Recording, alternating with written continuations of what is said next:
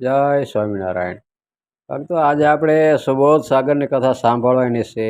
મમતાના Maria રાય ને રંક રોળાય છે, એની આજે આપણે કથા સાંભળવાની છે. તો આ કથા તમે પૂરેપૂરી સાંભળજો. અને જે હરિભક્તોને ઘરે ભગવાનની મૂર્તિ હોય અને એમને જો ઓનલાઈન ભગવાનના વાઘા મગાવવા હોય તો અમારી પાસેથી મગાવી શકે છે. અમારો મોબાઈલ નંબર 63 54 45 14 82.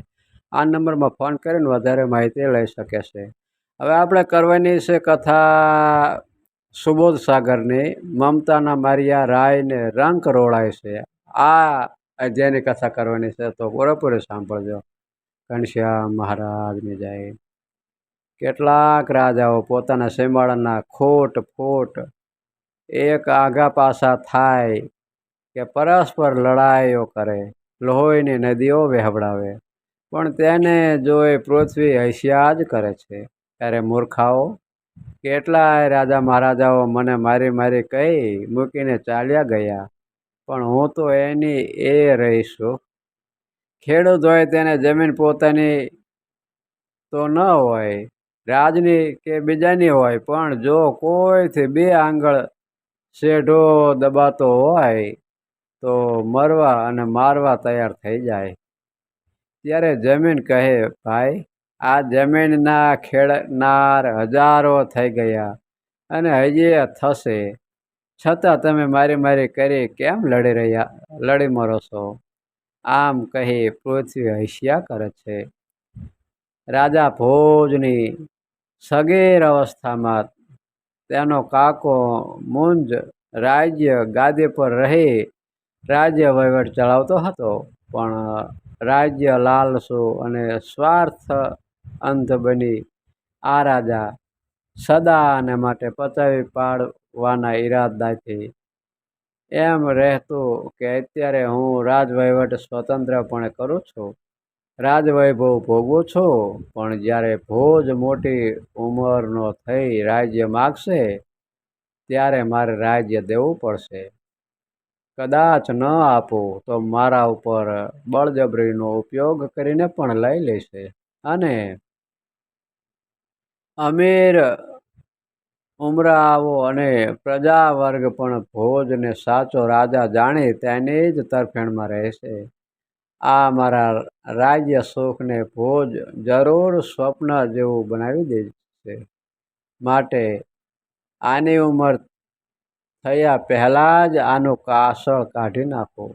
આવો વિચાર કરીને વિચાર શૂન્ય અને સ્વાર્થ અંધ મુંજે જલ્લાદોને બોલાવીને કહ્યું કે તમો નિંદ્રાધીન થયેલા ભોજને જંગલમાં લઈ જઈ એનો નાશ કરી નાખો, કારણ એ મારો ભત્રીજો અને નાનો બાળ છે. પણ જ્યારે ત્યારે એનાથી મારે રાજ્ય વિહીન થવાનું છે. માટે ઉગતા રોગનો તથા શત્રુનો નાશ કરવો જોઈએ. આમ આજ્ઞા કરી કે જલ્લાદો ઊંઘતા ભોજનો પલંગ ઉપાડી ઘોર જંગલમાં લઈ જઈ જાગ્રત કરીને મારી નાખવા તૈયાર થયા. ભોજ બાબાકળો જાગી જંગલ તથા જલ્લાદોને શમશેર તાણી ઉભેલા જોઈ ભયભીત થઈ ગયો. નમ્રપણે બોલ્યો, અરે ભાઈઓ, આ શું? જંગલ કેવું? તમો કોણ? અરે, આ નિર્દોષ બાળને મારવાને કેમ તૈયાર થયા છો? આ નીચ કૃત્ય તમને કોણે સોંપ્યું? આમ કહ્યું ત્યારે ભોજની કોમળ અને નમ્ર વાણી સાંભળી મારાઓનું હૃદય કાંઈક પીંગળ્યું. શમશેર મ્યાન કરી, ભાઈ, તારા કાકા મુંજને સદાને માટે રાજ્ય ભોગવવાની તીવ્ર મહેચ્છા થવાથી ને અને તેમાં તને મુખ્ય વિક્ર કરતા જાણી તારો નાશ કરવાનું કામ અમને સોંપ્યો છે. અને અમે તો જેના રાજ્યમાં રહીએ તેના જ ગુલામો કહેવાઈએ અને તેના હુકમ પ્રમાણે જ વર્તવું જોઈએ. ભોજ કળકળતે અને કંપતે હૃદયે હાથ જોડી કહે, ભાઈઓ, મારો કાકો કૃતજ્ઞ થયો. આ રાજ્યને મારા બાપ દાદાઓ મૂકીને ચાલ્યા ગયા, પરંતુ કોઈ અમીર રહ્યા નથી. તો આ રાજ્ય લોભથી મારી નિર્દોષ બાળકની હત્યા કરવા તૈયાર થયો છે. તો શું એ અમર રહેવાનો હશે? ભાઈઓ, મરવાનું તો એકવાર હોય છે, તે પણ જે સ્થળે, જે સમયે, જે નિમિત્તથી થવાનું પ્રભુએ નિર્માણ કર્યું હોય છે તે પ્રમાણે જ થાય છે. મને મરવાનો ડર નથી, પણ ખેદ થાય છે જે મુંજ કાકો તદ્દન મતિહીન બની ઘોર પાપકર્મ કરવા તૈયાર થયો છે. પ્રભુ એનો વિજય કરશે નહીં. આ કૃત્યનો બદલો જરૂર લેશે. ખેર, તમને રાજ્યનો હુકમ છે તો તમારે તમારી ફરજ અદા કરવી જોઈએ.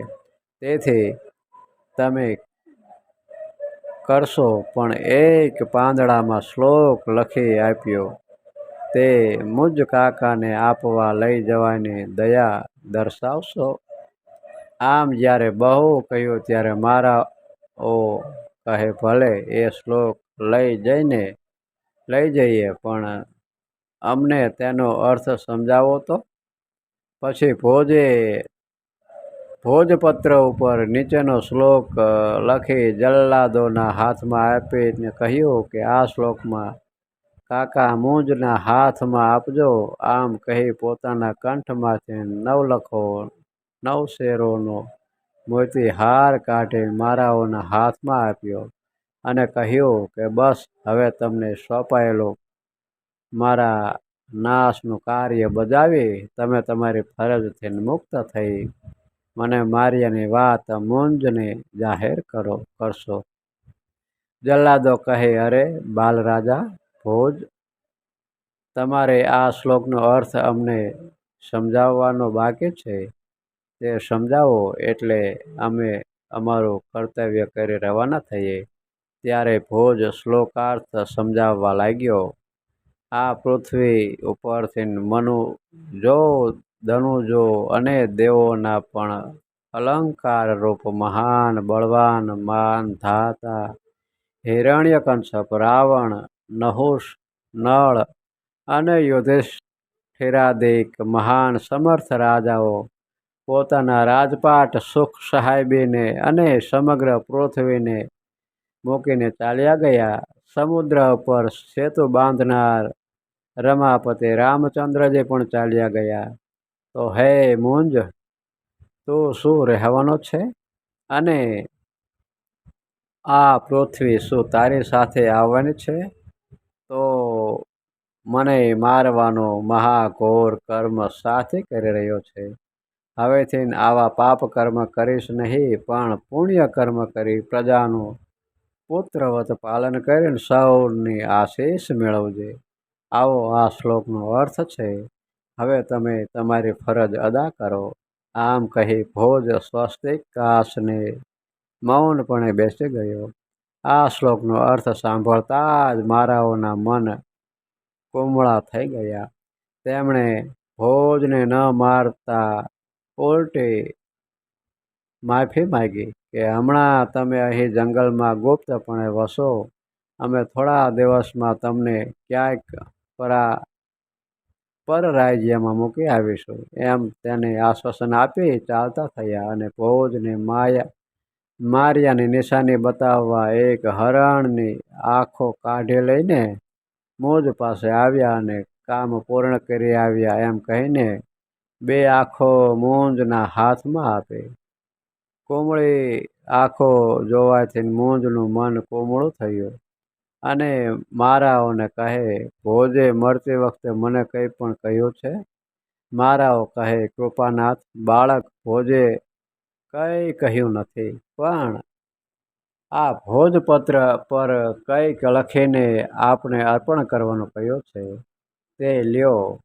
મુંજે શ્લોક વાંચ્યો. તેનો અર્થ સમજતા પોતાનું અજ્ઞાન પડળ ઉતરી ગયું અને અશ્રુ ભીની આંખે મનથી અત્યંત પસ્તાવો કરી બોલી ઉઠ્યો, અરે જલ્લાદો, મેં ઘણી મૂર્ખામી ભર્યું નીચ કૃત્ય કર્યું. મારા વિદ્વાન ભત્રીજા બાળક ભોજનો નાશ કરવાનું કર્યું. અરે રે, હવે ભોજ મને શેનું મળે? આમ બહુ જ પસ્તાવો કરી ઊંચે સાદે રડતા રડતા મારાઓને કહે, ભાઈ, કોઈ વાતે ભોજને જીવતો બતાવો. મારું ઊંચું મન રાજ્ય લાલસાથી નીચું થયું. પણ કદાચ તમારું નીચું મન વિદ્વાન ભોજની વાણીથી ઊંચું થયું હોય અને તેનો ઘાત ન કર્યો હોય તો તમે મને અહીં લાવી આપો. હું આપની મનસ્સિત ઈચ્છાથી ઇનામ આપીશ. આમ ઘણું કહ્યું ત્યારે મારાઓએ મૂંઝને નિષ્કપટ થયો જાણી અને પસ્તાવો કરતો જોઈ ભોજ લાવી આપ્યો. આથી મુજ ભોજને હર્ષપૂર્વક ભેટી પડ્યો અને પોતાના ગુનાની માફી માગી. ત્યાર પછી યોગ્ય વય થયે તેને રાજ્ય ગાદી ઉપર બેસાડી પોતે એશ આરામ તથા સુખ સાહેબીઓનો તથા પૃથ્વીપતિના લોભનો ત્યાગ કરીને તીવ્ર તપ કરવા વનમાં ચાલી નીકળ્યો. તો ભક્તો, આ કથા આપણે પૂર્ણ કરવી છે. આપણે આગળની કથા ફરીને એક નવા વિડીયોમાં કરશું. ત્યાં લગી મને રજા આપો. અને આ ચેનલમાં જો નવા હોય તો આ ચેનલને સબસ્ક્રાઈબ કરી દેજો. તો અત્યારે બસ આટલું. જય સ્વામિનારાયણ.